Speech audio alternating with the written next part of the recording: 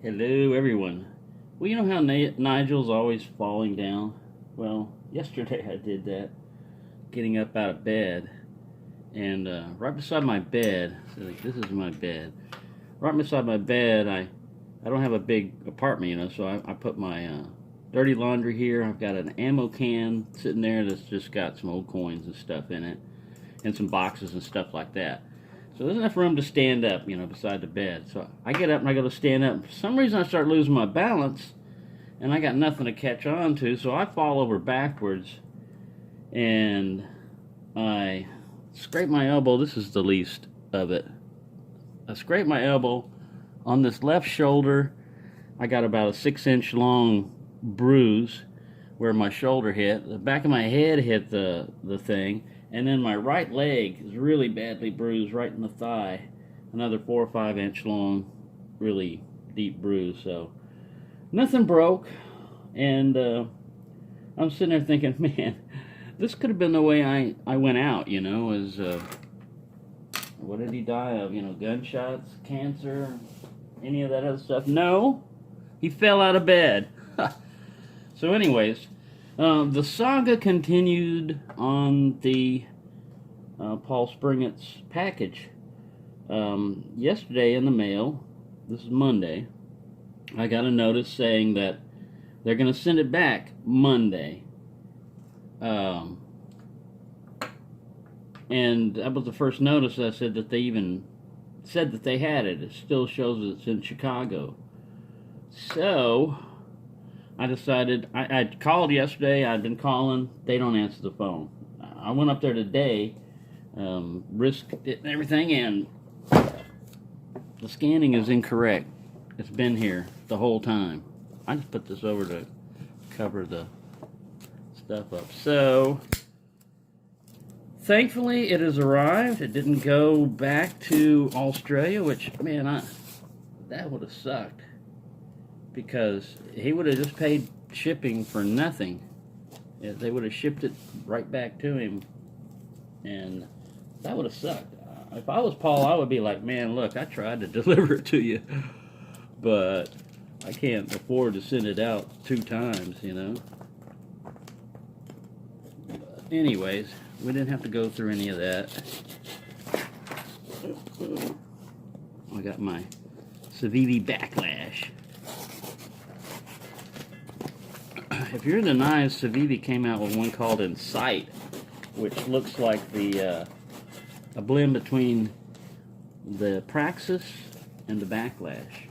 It's about the same length, but a little thicker belly on it. So, right, there we go. We have arrived. Let's look at this little note here he's got. Good day, mate. Hope things are going well with you. Everything in the box as per promised. 1 bonus extra Lockwood vintage. Alright, 245 padlock, circular 80s to protect your 232s. Thank you, Paul. That's totally awesome. And this came at a really good time. Like I said, I've been injured. I've been down and out. Things haven't been going my way. And at least this didn't go to Chicago and back. Alright. I was just watching Swindler decode a combination lock, and I got out a Tessie that Leon's Lockpad sent me a while back, and I was trying to do that indirect decoding, and even though I can visually decode the lock, I was having no luck.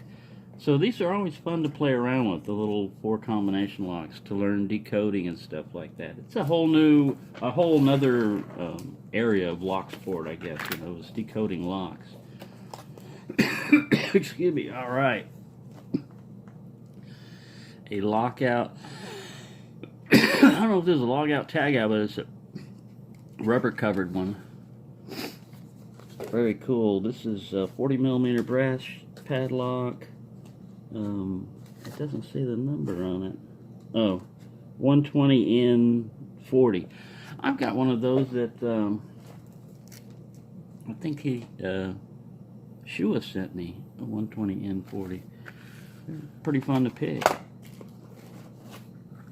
Alright, we got a little 7240. This is the green one he sent to me. Oh, look at that color, man. Love that color. The anodizing they do on these is terrific. There's keys and the key changing stuff, or key retaining stuff he was talking about in there.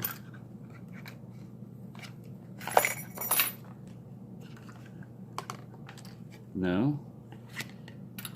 It's in here somewhere. Anyway, we'll do that.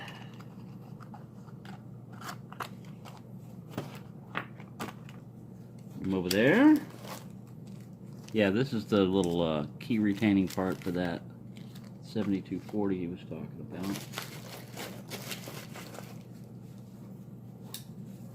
Alrighty, here we have a 225 Lockwood.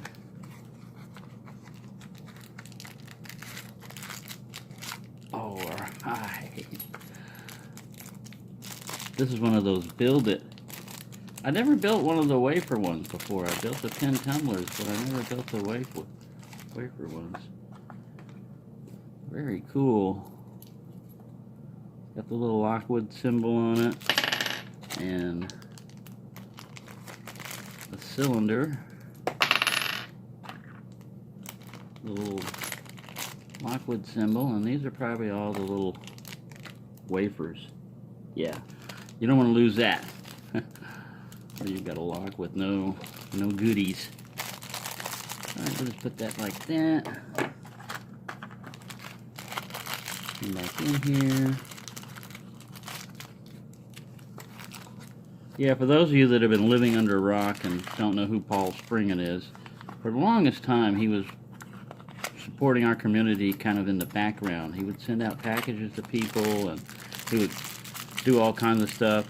Well, finally he got a YouTube channel, and man, I couldn't even put that back in there.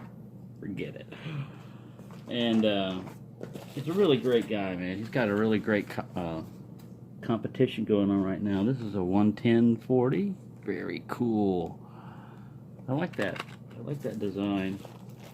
Lockwoods are one of my favorite brands, mainly because they're good locks and they're very difficult to get around here.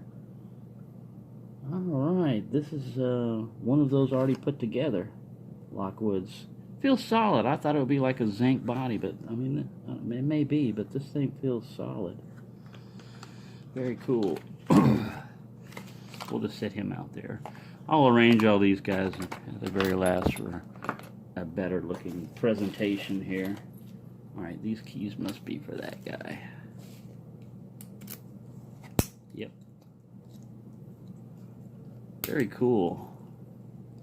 I've heard that they use these on like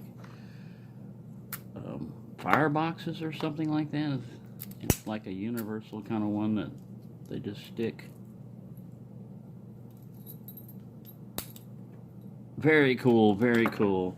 I'm so happy this stuff made it here and didn't go back to Chicago or Australia. I mean, that would have been really upsetting. But as it was, I guess it's just a computer glitch, you know, that showed that it had gone to Chicago. Alright, another one of these to build. I have so much fun with these things. I like them. Now, I've got one that's already built. And some people just save them as collections, you know, like here's one that's unbuilt, you know. That's no fun for me. I mean, I like collecting, but I like building things too.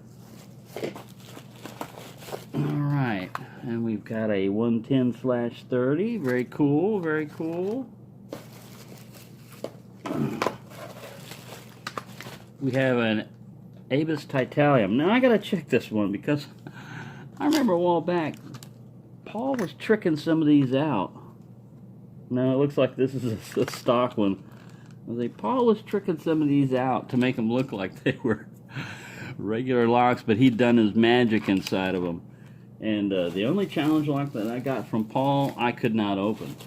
I sent it off to Murlock, and he opened it with no problem. But I could not get it open. I kept trying and trying, and finally I said, well, I'm just not going to get it. And he said it was one of his easier ones. Alright, we got something wrapped up in here. Now for a little slicing. So yeah, when you fall down and you're younger, you know, you just shake yourself off and get up. When you get older, man, that's when people break hips, break necks, break everything. All I got is bruises.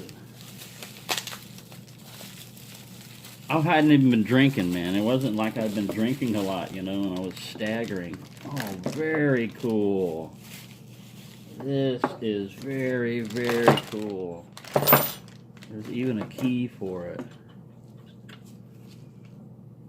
I guess this is the one before the 334s. I'm not sure. Paul will have to correct me on that. Awesome. This is fantastic. And this one's key retaining. It has to be locked to get the key back. Very cool, very cool. Let me get this thing and see if we can present everybody here. Thank you so much, Paul. This is really, once again, another awesome package. It made it here. It didn't go back to Chicago, and it's not coming back to you. So thank you so much for all of this stuff. I'm definitely going to have fun picking these guys and just looking at them. So we'll set that one on Mittens. He won't mind. So there you go. Thank you so much for watching, and everyone, please be careful or you'll wind up like me, injuring yourself. So thank you for watching, and happy picking, everyone.